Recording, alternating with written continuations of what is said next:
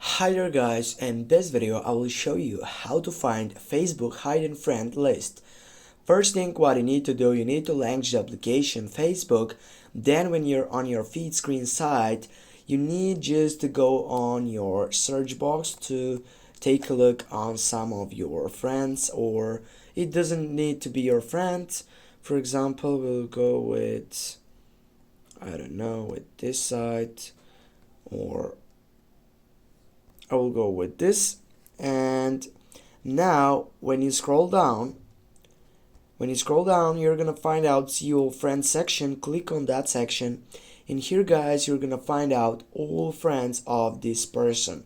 If I go off my suggestions, it will brings me to the main page. Here I can just go for add friend, for example, on this person, and on mutual. As you can see, there are no mutual friends between us.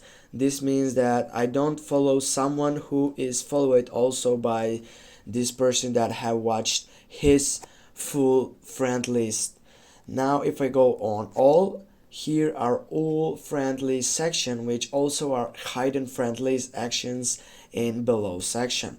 When you scroll down, you can find out all his friends on this slide tickle. Now get back guys, and now you know how to find Facebook hidden friend list.